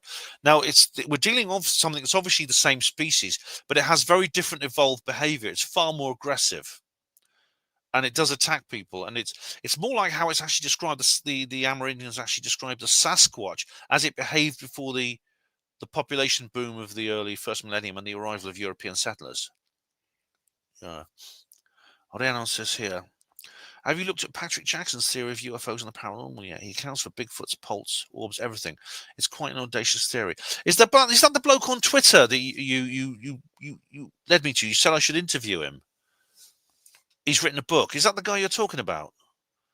Patrick Jackson. I haven't heard. If that's the guy you're talking about, I did have a quick look through his feed. Yeah, that's him, right? Okay, I will do Rhiannon. I will. I've got him down as like a potential future guest. Keep reminding me. Oh, Mab is here. Hello, Mab. How you doing? Welcome. You all done now, because we're just talking. The Nantinak was this Alaskan Bigfoot-like creature that was so aggressive it caused these people to abandon this town. Ask Channel. What size shoes does Bigfoot have? Well, based on his name, you could probably guess it's probably not a 4 or 5. The Sphere Network is his new book. All right. Cool. I'm currently reading a book called Hush, which is like a novel about UFOs and MH370 and things like that. I'll try and get through this pile of books I've got to read, and I'll get onto that one at some point. I'll have to start prioritizing books that people do recommend. But does anyone else want to add anything? Otherwise, I think we'll call it a night. I want to go and watch The American Sasquatch. That's what I want to do. Watch that. I want to go and watch that now. I've just bought it on Amazon. $5.49 to rent, $8.99 to buy. If it's going to be that much to rent, you might as well bloody buy it. If it'd been like $2.99 or something, I'd probably have just rented it. But it's a bit more. But does anyone add anything else? Ashton was on fire. Ashton was on fire last night. Oh right, I've got to catch up with his channel. I've actually downloaded some of his live streams to listen to at work. Yeah, I'm lucky enough to have that kind of job, where you can put earphones in. They tend to be like quite low paid jobs, but yeah, you can. But nighty night, Rhiannon. Nighty night. We'll have to watch Ashton's latest, yeah. But thanks very much, Rhiannon. Night night. And night night in SureTech. Arts Channel, Marb, who's just turned up. Oops. David Splendid Isolation. Red Ibex. Tolkien Study.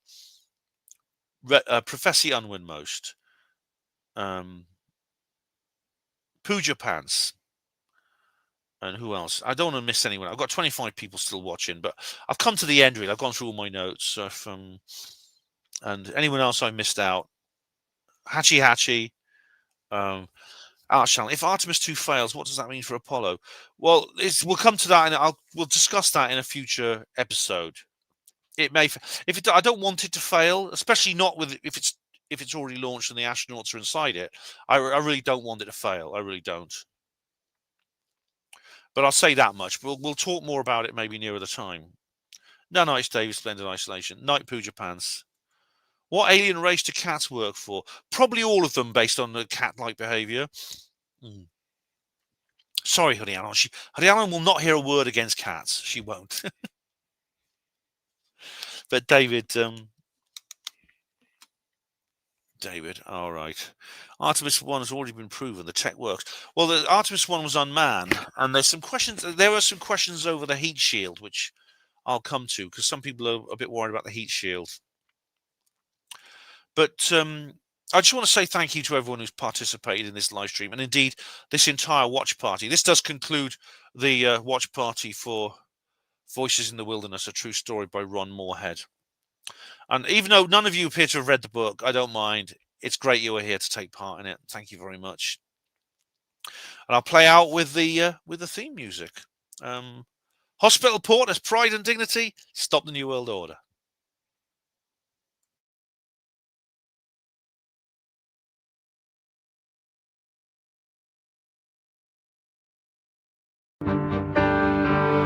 Conspiracies, government cover-ups, Earth mysteries, monster cryptids, Cybe saucers, and black triangle up and woe.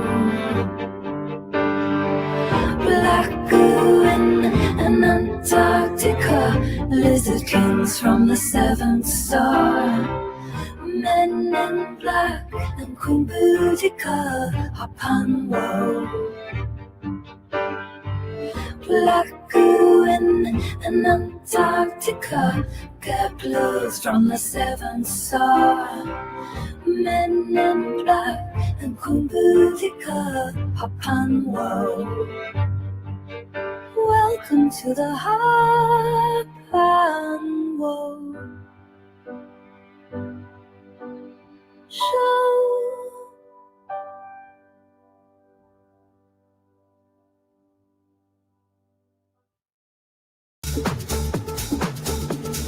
Once I was alone, I was petrified,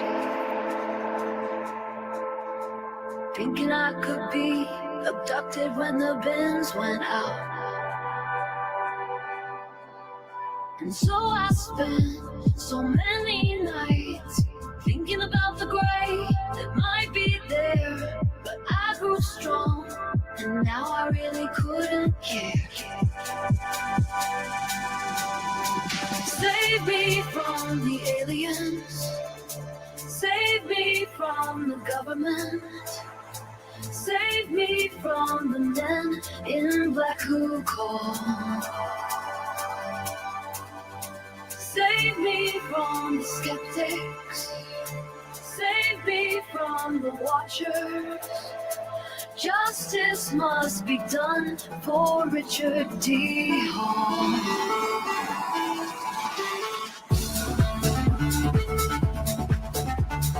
No more psyop whitewashes. No more left in fear.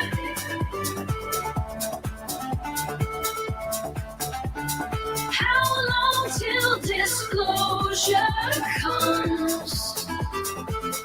Is it really getting near?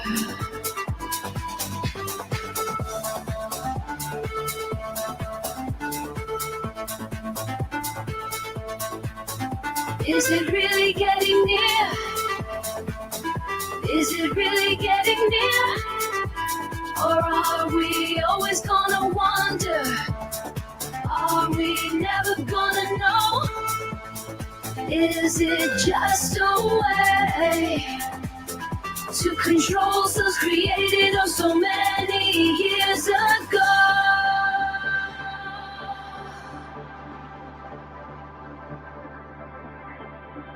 Save me from the sheeple. Save me from the liars. Open up your eyes and see their false flag planned attacks. Save me from the grifters. Save me from the spiteful mutant hacks.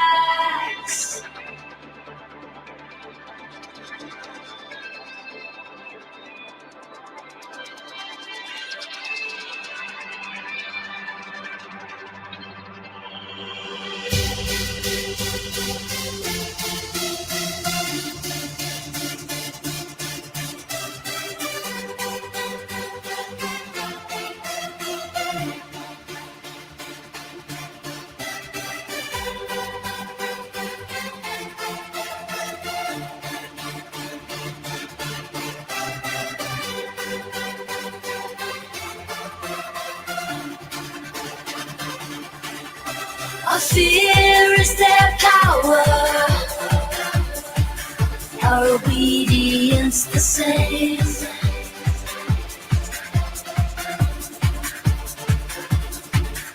Make quiet acts of integrity always be your aim.